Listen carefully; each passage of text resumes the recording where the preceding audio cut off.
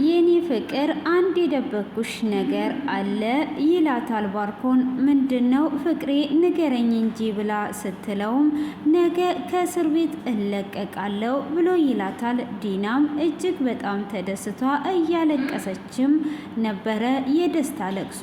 ሆኖም ኤፍሬም ደግሞ የባርኮንን መፈታት ተደውሎ ሲነገረው ሮጦ ነበር የመጣው። ከመጣም በኋላ እንደምትፈታ ሰማው። ሆኖም ግን በፍጹም ከዚህ ከእስር ቤት አትወጣም፣ እዚሁ እንድትበሰብስ ነው የማደርግ ብሎ ሲለውም ከገመትኩ በላይ ሆነብኛል፣ በቃ ተስማምቻለሁ ብሎ ሲለውም አሁኑኑ ብሩን እንድትሰጠኝ ነው የምፈልገው በማለትም እየተናገረው ይገኛል። ብሩን የማሰጠኝ ከሆነ እድሜ ልክን እዚሁ እንድትበሰብስ ነው የማደርገው እያለ ነው። እንግዲህ ዲና ተደስቷ ብትሄድም ጠላት መጥቷል ማለት ነው። ሆኖም እንግዲህ ንጹህ ቁልጭ ቤት ስትሄድ ዲቦራ እዛ ተኝቷ ታያታለች። እጅግ በጣም በመናደድም ዲቦራና ቁልጭም ተጣልተው ይገኛሉ።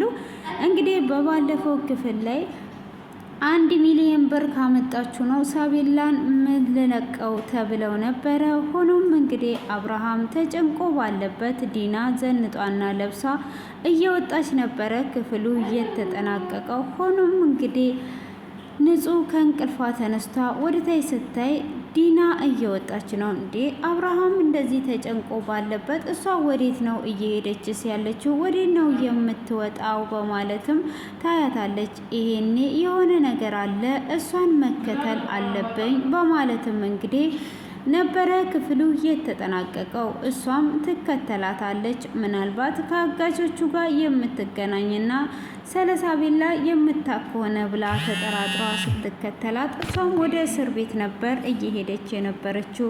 አይ እንደዚሁ ለፋው፣ እሷ ለካ ባርኮንን ልትጠይቅ ነው ወደዚህ የመጣችው በማለት በመናደድም ለምን መጣው በማለት እጅግ በመጸጸት ለምንድን ነው ካዳ ቁልጭ ጋር ሄጄ ለምን ቁልጭ እንዲተባበረኝ ከሱ ጋር አላወራም ብላ ትላለች። ብዙ ጊዜ እያስቸገርኩት ስለሆነ መሄድ የለብኝም በማለትም ከዛንም ደግሞ ይሄ ማለት ማስቸገር አይደለም፣ ቢሄድም ምንም ችግር የለም እያለች እንግዲህ ብዙ ሰዓታትን ከራሷ ጋር ስትከራከር በስተመጨረሻም ልትደውልለት ስልኳን ስታይ ስልኳንም እቤት ትታ ነበር የመጣችው። ስለዚህ ቀጥታ መሄድ ስለነበረባት ቁልጭ ቤት ትሄዳለች። ቁልጭም እንግዲህ ፊልም እያዩ እያለ ዲቦራ እንግዲህ ስለምታፈቅረው በንዴት በጠጣችው መጠጥ እዛ ቤት ተኝታ ነበረ። ሆኖም እንግዲህ እሱ ተነሽና ስካርሽ እንዲቀዘቅዝልሽ ፍትፍት ሰርቼልሻለሁ እሱም ቢ በማለት እሱ ልብሱን ልክ አውጥቶ ሊቀይር ሲል ንጹህ ወደ ውስጥ ትገባለች። እሷም እጅግ በጣም ስትናደድ እንግዲህ እሱም ልብሱን አውልቆ ስለነበረ እውነተኛ የሚመስል ነበር። ሆኖም እንግዲህ ተከትሎም ይሄ ነገር ውሸት ነው፣ ምንም አንቺ እንዳሰብሽው አይደለም፣ እሷ ጓደኛዬ እህቴ ናት፣ አብሮ አደጌ ናትና እንደዚህ ሰክሯ ነው እዚህ የተኛችው ብሎ ቢላትም እኔ ካዳ ምን አገባኝ ስለናተ፣ ለምን የፈለከውን ሴት አብረ ይዛ አታድርም ብላ ትለዋለች። ሆኖም እንግዲህ ይከተላትና እባክሽን ምንም ነገር የተፈጠረ ነገር የለም፣ አንድ ጊዜ ብቻ አዳምጪኝ ብሎ ሲላትም ምንም የማዳምጥ ከሆነ ምሰማ ነገር የለም፣ አሁን ተወኝ ብላ ትለዋለች። እሱም ምንም የምተውሽ ነገር የለም፣ አሁን ምንም ነገር እዚህ ጋር አዲስ ነገር የለም ብሎ ይላታል። እሷም እንግዲህ እኔ ምን አገባኝ፣ ሂድና አሁን አታርፍድባት፣ ትናደድባሃለች ብላ ትለዋለች።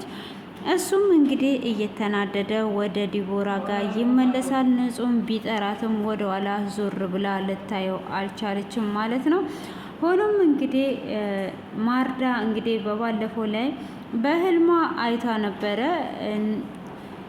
ልጇ እየተጨነቀች እያየቻት ነበር። እማዬ አድኝኝ እያለች እንግዲህ ንጹህ ደግሞ ምንም አልሆነችም እያለች እየደበቀቻት ስለነበረ እስከ ደጅ መቷ እንግዲህ ደጋግማ ስልክ ስትደውልላት ንጹህ እያነሳችላት አልነበረም። ምንድነው የተፈጠረው እያለች ደጅ ደጁን እያየች ደጋግማ በደወለች ሰዓት አብርሃምም እንግዲህ ወደ ስልኩ ሄዶ የምን ስልክ ነው የሚጠራው ብሎ ሲያይም ስልኩን ያነሳዋል። ስልኩንም ካነሳው በኋላ እሷ እንግዲህ እንደተለመደው ንጹህ መስላት አንቺ ትጨነቃለች ብለሽ አታስቢም ወይ? ምን ሆንሽ ነው ስልኩን የማታነሹ? ምን እየሆንሽ ነው ያለሽው? እያለች እንግዲህ እየተቆጣቻት ስታወራት ሁሉንም ካዳመጣት በኋላ ማን ልበል እኔ አብርሃም ነኝ ብሎ ይላታል።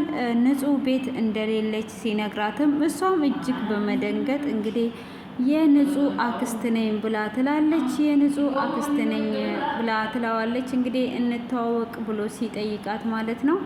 እሱም ይሄ ድምፅ የማውቀው ድምፅ መስሎኝ ነው ብሎ ይላታል። እንዲህ የምን የምታውቀው ነው? የማንን ድምፅ መስሎብህ ነው ብላ ስትጠይቀው የባለቤቴን ድምፅ መስሎብኝ ነው ስለናፈቀችኝ ይሆናል በማለትም እንግዲህ ይነግራታል ማለት ነው። እሷም እንግዲህ አባቴ ልክ እንደ መጀመሪያው ነው፣ ድምፅም አልተቀየረም እያለች እንግዲህ እያሰበችው ሆኖም እንግዲህ እሷ እንደሆነች አልነገረችውም እና ማን ደውሏል ልበላት ብሎ ሲል ስልኬን ስለምታውቅ ትደውልልኛለች፣ ምንም ነገር እንዳትነግራት፣ ምንም ነገር አታስብ ብላ ትለዋለች። እሷም እንግዲህ እዛው ጋር ቁጭ ብላ እየጠበቀቻት ነበረ።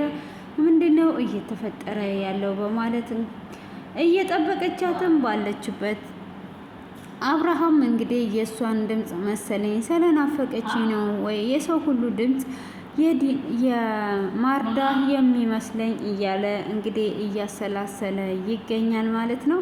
ሆኖም እንግዲህ ማርዳ እዛው እየጠበቀቻት ነበረ ንጹህ እንግዲህ ከቁልጭ ጋር ስትመለስ መንገድ ላይ ታያታለች። እሷም እንግዲህ ስታያት እጅግ ትደነግጥና ምንድነው እሱ እየተፈጠረ ያለው በማለትም ከደነገጠችም በኋላ አሁን ከነገርኳት ያማታል፣ እንዴት ነው የማደርገው? እንዴት ምን ባደርግስ ጥሩ ነው? በማለት እንግዲህ እያሰበችና እያሰላሰለች ታያት ነበረ። ማርዳም እንግዲህ ወደ ግቢው እንጂ የምታየው ማንኛውም ሰው ቢመጣ ምንም የምታየው ነገር አልነበረም። ሆኖም እንግዲህ እንደዛ አተኩራ እያየቻቸው ሳለም እንዴ ቆየሽ እንዴ ከመጣሽ እዚህ ጋር እያየሽ ነበር ብላ ስትላት አይ እያየውሽ አይደለም አሁን ነው የመጣሁት ብላ ትላታለች። እንግዲህ ሳቢላ የት ነው ያለችው? ምንድነው እሱ ብላ ስትላትም ሳቢላ እቤት ነው ያለችው፣ ሰላም ነው ሁሉም ነገር ብላ ትላታለች። አትደብቂኝ፣ እኔ አንቺ ብትደብቂኝ ራሱ የእናትነት ሆዴ ይነግረኛል በማለትም ስትላት አይ ምንም ነገር የለም ብላ ትላታለች። እሷም እንግዲህ ምንም ነገር የለም ብላ ስትላትም አረ ከደበቅሽኝ ንገሪኝ በማለት ደጋግማ እየጠየቀቻት ነበረ። እሷም እንግዲህ ደጋግማ በምትጠይቃት ሰዓት ምንም ነገር ልትነግራት ፈቃደኛ አልነበረችም ማለት ነው። እሷም እንግዲህ ፈቃደኛ ባትሆንም ምንም መፈጠሩን ይሄ ነው ብላ ባትነግራትም በስተመጨረሻ ላይ እንግዲህ በይ አሁን እንደዛ ከሆነ ሂጂና አምጪልኝ ልጄ ናፍቃኛለች ልያት ብላ ትላታለች። እና እሷም ስለሌለች ምን ብላ ትንገራት? የምትለው ነገር ሲጠፋት እንግዲህ ግራ ይገባታል። እሷም እንግዲህ ግራ ሲገባት ምንድን ነው እሱ በማለትም እንግዲህ እጅግ በጣም እየተጨነቀች ነበረ ማለት ነው። ሆኖም እንግዲህ እንደታገተች ትነግራታለች። እጅግ በጣም ነበር የደነገጠችው ማለት ነው። ምንድነው የተፈጠረው ነገር የሚለው ነገር ስላላት እጅግ በጣም ደንግጧ ነበረ ማለት ነው። እንግዲህ ከደነገጠችም በኋላ ምን እዚህ ጋር እንደተፈጠረ ከዛን እንግዲህ ለሳቢላ መታገቷን ስትነግራት ዲና አልኩኝ ይቅርታ፣ ማርዳ ራሷን ነበር የሳተችው ማለት ነው። ራሷን መቆጣጠር አቅቷት ጭንቅላቷን ይዟ ነበረ። ከዛን እንግዲህ በይ ሙሉውን ነገር ንገሪኝ ብላ ትላታለች። ከትምህርት ቤት ስትመለስ እንዳልተመለሰች እና እንደታገተች 1 ሚሊዮን ብር እንደተጠየቁ ትነግራታለች። እሷ እንግዲህ እንደዛ ሆና አሁን አብርሃም ይህንን ነገር እንደ ጥፋተኝነት ራሱን ይወቅሳል እያለችም ለሱም እየተጨነቀች እንግዲህ ተረጋጊ ብላ ስትላት ምኑን ተረጋጋው? እኔ እኮ ልኖር የጓጓሁት ለልጄ ብዬ ነው። ልጄ ከሌለች ምኑን ነው የምኖረው? ለእኔ ኑሮ አይደለም እያለች እንግዲህ እጅግ በጣም እየተሰቃየች እና እያለቀሰች ነው። ሆኖም እንግዲህ እዚህ ጋር እያበረታታቻት ትገኛለች። እንደዚህ ከምትሆኚ አንድ ላይ ጠንክረን እሷን እንዴት እንደምናስወጣት ማሰብ ነው ያለብን እያለቻት ነው። ሆኖም እንግዲህ ዶክተር ርብቃ ኤፍሬምን ቀጥሯ አግኝታው ነበረ። እሱም ለምንድን ነው ዛሬ የፈለግሽኝ በማለትም ሲጠይቃት ዲናን አስፈራርተ ብር ጠይቃት ነበር ወይ በማለት እንግዲህ በቁጣ ኃይሎቿ ትናገረዋለች። እሱም በስተመጨረሻ አዎ ይሄ ነገር እየሰማሹ ሁሉ እውነት ነው፣ ውሸት ነው ልልሽ አልችልም ብሎ ይላታል። እንዴት ነው አንተ እንደዛ የምታደርገው? እኔ እሱ እንደዚህ አያደርግም ብዬ ስከራከርልህ ብላ ትለዋለች። እንግዲህ እሱ በስተመጨረሻ ማን የነገረሽ ብሎ ሲጠይቃትም ዲና ራሷ ነግራሽ ነው ብሎ ሲላት እኔ የነገረችኝ ዲና ሳትሆን ጭራሹኑ የማይዋሽ ሰው ታማኝ ሰው ነው የነገረኝ ስላለችው ነው እንግዲህ እዚህ ጋር ዲናን ብር እንደጠየቃት የተናገረው። ስለዚህ ሳቤላንም አንተነ ያገትካት አይደል ብላ ስትለውም ሳቤላ ምን ሆኗ ነው የታገተችው ብሎ ሽምጥጥ አድርጎ እንዳላገታት ይነግራታል። እሷም አሁኑኑ መልስልኝ ይሄንን ነገር አድርገዋል ወይስ አላደረክም ብላ ስትለውም እሱም ይሄ ሁሉ ላንቺ ብዬ ነው የማደርገው ያጠፋሁትን ገንዘብ እንግዲህ እያለ እያወራ ብቻውን ይገኛል ማለት ነው። ሆኖም እንግዲህ እየተከራከረችውና እኔ ገንዘብ የሚወድ ለገንዘብ ብሎ ማንኛውንም ነገር የሚያደርገውን ኤፍሬም አላቀውም ብላ ትለዋለች። እሱም እንግዲህ እንደዛ ብትለውም እጅግ ቢናደድም እሱ ቁጭ ብሎ እያለ ሰለሳቤላ እያፋጠጠችው እያለ ስልክ ይደወልለታል። እንግዲህ ስልክ ሲደወልለትም ሊፈታ ነው የሚል ድምጽ ነበረ። እሱም በይ ሰላሙኝ ሌላ ጊዜ እንገናኛለን በማለት ትቷት ይሄዳል ማለት ነው። እንግዲህ ዲና ደግሞ ባርኮንን ለመጠየቅ በሄደችበት ሌሊቱን እንግዲህ ሳትተኛ ስላደረች እሱ እስኪመጣ ወገቦቿን እንደዚህ እንትን እያመማት ያለውን እያሸች ነበር። ሆኖም ምን ሆነሽ ነው የኔ ፍቅር ምን የወጣው ነገር አለ ብሎ ሲላት አይ ማታ ሳልተኛ ስላደርኩኝ ነው ብላ ትለዋለች። ምንድን ነው ብሎ ሲላትም ሳቤላ እንደታገተችና 1 ሚሊዮን ብር እንደተጠየቁ አብርሃም እንግዲህ እሷን ለማስወጣት ቤቱንም ቢሆን ሊሸጥ ቤቱንም ደግሞ ካልሸጠ ቤቱን አዚዞ እንዲበደር ትነግረዋለች። እሱም ይሄ ቤት ከተሸጠ ካደምኑን ነው ከዚህም በኋላ ባዶ ነው የምንሆነው፣ ቤቱን መሸጥ የለበትም መበደርም የለበትም ብሎ ያስባል ማለት ነው። እና እጅሽን ምን ሆነሽ ነው ብሎ ሲላትም ምንም አታስብ አባቴ የኔ ፍቅር ምንም ነገር አልሆንኩም ትለዋለች። እሱም እንግዲህ አንድ የደበኩሽ ነገር አለ ብሎ ይላታል። ምንድን ነው የኔ ፍቅር ንገረኝ ብላ ስትለው ነገ ከእስር ቤት እወጣለሁ ብሎ ይላታል። በጣም እጅግ ትደሰታለች። ከመደሰትም አልፋ እያለቀሰች ነበረ። ምን ሆነሽ ነው ካዲያ የምታለቅሹ ብሎ ሲላትም የፍቅር የደስታ እንባ ነው በማለትም ትነግረዋለች ማለት ነው። እሱም እንግዲህ እኔ አሁን ከዚህ ከእስር ቤት በመፈታቴ እንደዚህ መደሰት የለብሽም ከእስር ቤትም ብፈታ አንድ ነው ብሎ ሲላትም አይ ከእስር ቤት ከተፈታማ እጅ ለእጅ ተያይዘን ሁሉንም ነገር እናስተካክላለን ብላ ትለዋለች። እሱም እንግዲህ እንደዛ ስትለው እጅግ እየተደሰተም አሁን ላይ እንግዲህ ከዚህ ከእስር ቤት ከወጣ ሁሉንም ነገር እናስተካክለዋለን 2 ስንሆን ብሎ ይላታል።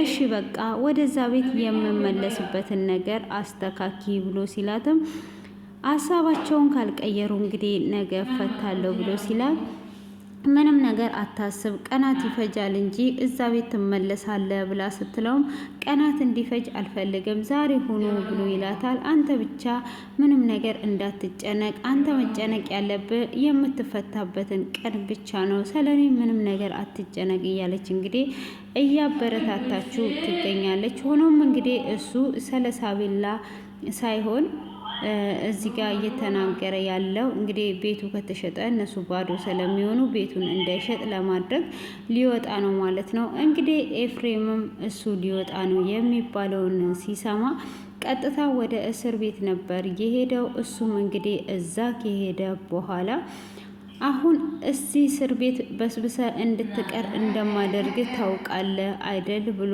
ይለዋል። አረ አንተ ጨምረሃል እኮ ተለይተሃል ብሎ ይለዋል። እሱን ተወውና አሁን እንደዛ እንደማደርግ እወቅ ብሎ ይለዋል። እንግዲህ እሱም እንደዛ በሚለውም ሰዓት አዎ ብሎ ይለዋል ማለት ነው። እንግዲህ ያንን ነገር እንዴት እንደዚህ ሊፈጠር ይችላል? ምንድን ነው እሱ በማለትም እንግዲህ ይናገራል። እና ብሩን እሰጥሃለሁ እንዳሰጣቸው ብሎ ይለዋል።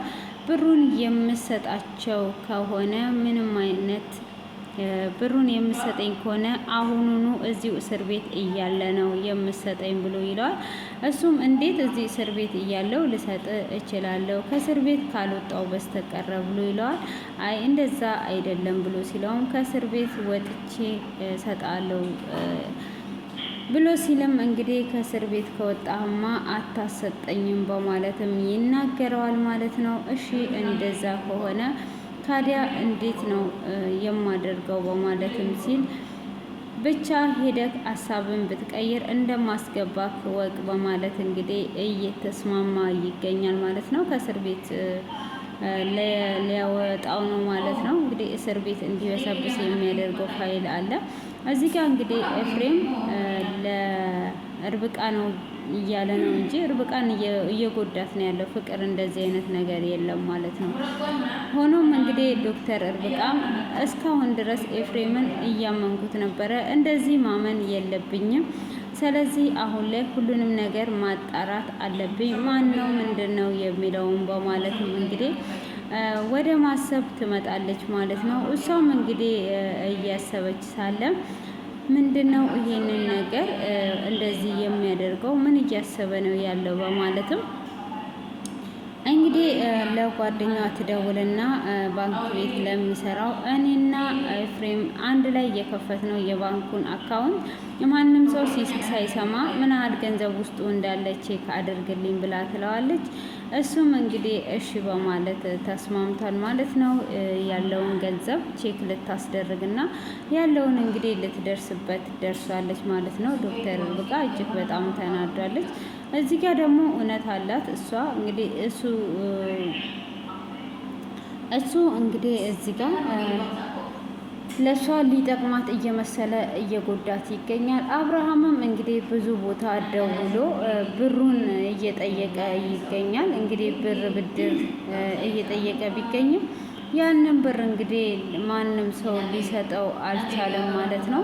ማንም ይሄንን አህል ብር አለ ብሎ የሰጠው ሰው የለም። ምንም አይነት ብር አላገኘም። እኔ ልጄን እንዴት ነው ይህንን ቤት ሸጬ ልጄን የማድናት? ካልሰጠዋት ደግሞ ልጄን ይገሉብኛል፣ እንዴት ይሻለኛል የሚለው ጭንቀት ውስጥ አስገብቷቸው ይገኛል ማለት ነው። እጅግ በጣም ተጨንቀዋል። አሁን ላይ እንዴት እንደሚያደርግ ሁሉ ግራ ገብቶት ይገኛል ማለት ነው። ሆኖም እንግዲህ እሱ ግራም ቢገባው አሁን ላይ እንግዲህ ማርዳ ስለሰማች ሁሉ ነገር ቀላል ሆኖ ብሩን አግኝተው ሰጥተው ሳቤላን ያመጧታል። ወይም ደግሞ እንግዲህ ባርኮን ተፈቶ ቤቱ እንዳይሸጥ ያደርጋል። ሆኖም እንግዲህ እኔ ዲና ማነው ማርዳ ስለመጣች ቤቱ የሚሸጥ አይመስለኝም። ያው እሷ ብዙ ነገሮችን ማድረግ ስለምትችል ብሩን አግኝተው ልጃቸው ወደ ቤት ያስገባሉ ብዬ አስባለሁ። ኤፍሬምም እንግዲህ ይሄ ሁሉ ነገር እያደረገ እንዳለ ይጋለጥበታል ብዬ ነው የማስበው። እንግዲህ ቁልጭና ንጹም እንግዲህ ቁልጭ ጓደኛውን ወዲህ ጓደኛዬም አይደለሽ አብሮ አደጌ እህቴም አይደለሽ፣ አንቺ እንደውም ተጠቀምሽብኝ። እኔ የልቤን የውስጤን ነግሬሽ እንድንቀራረብ ብዬ አንቺ ደግሞ እንደዚህ አደረግሽ በማለትም እንግዲህ እየነገራት ይገኛል ማለት ነው። ሆኖም እንግዲህ ይህንን ነገር እንደዚህ ከሆነም በኋላ ምንድን ነው ማድረግ ያለብኝ ብሎ እንግዲህ ከእሷ ጋራም ተጣልቷል። እሷም እንደኔ የሚያዝንልህ ሆነ የሚያስብልህ ማንም ሰው የለም በማለትም እንግዲህ ትነግረዋለች። እንደሚጸጸትም ትነግረዋለች ማለት ነው። ሆኖም እንግዲህ አሁን ሁለቱ ተጣልተዋል። እሱ ለማስቀናት ብሎ እንግዲህ አሁን የባሰ ንጹን እያጣት ነው። አንዳንድ ወንዶች ሆኑ ሴቶች በእንደዚህ አይነት ነገር አስቀንቼ እመልሳለሁ በማለት ወጥመድ ውስጥ የባሰ ነው የሚገባውና ሳቤላ ድራማ እንግዲህ ብዙ ነገርን ያስተምረናል። ብዙ ነገሮችን በውስጡ የያዘ ነው። እናትነት ዋጋ ምን ያህል እንደሚከፈል እንግዲህ ከማርዳ መማር እንችላለን። እና የማስመሰል ጥግ ደግሞ ማነው ስሟ ጠፋብኝ። በስተመጨረሻ ከባርኮን ሚስት መማር እንችላለን ማለት ነው፣ ከዲና ማለት ነው። እና እንግዲህ ለፍቅር ብሎ ደግሞ እንደዚህ አሁን ኤፍሬም እያደረገ ያለው መንገድ ዶክተርን ርብቃን እየጎዳት እንጂ የጠቀማት እንዳልሆነ እና ደግሞ ንጹም እዚህ ጋር እንግዲህ እሷ እንዳትጎዳ እያለች እየደበቀቻት የነበረው እየጎዳት እንደነበረ እና ዛሬ ላይ እንግዲህ የእናትነት ሆዷ ነግሯት ብትመጣ ያንን እንግዲህ አፍጧ ልጄን አምጪልኝ ባትላት ኖሮ ዛሬ ላይ ላትነግራት ትችል ነበረ ማለት ነው። እንግዲህ ድራማው እጅግ በጣም አስተማሪ ነው። ብዙ ነገርን ካሰብንበት ብዙ ነገርን መማር እንችላለን ማለት ነው።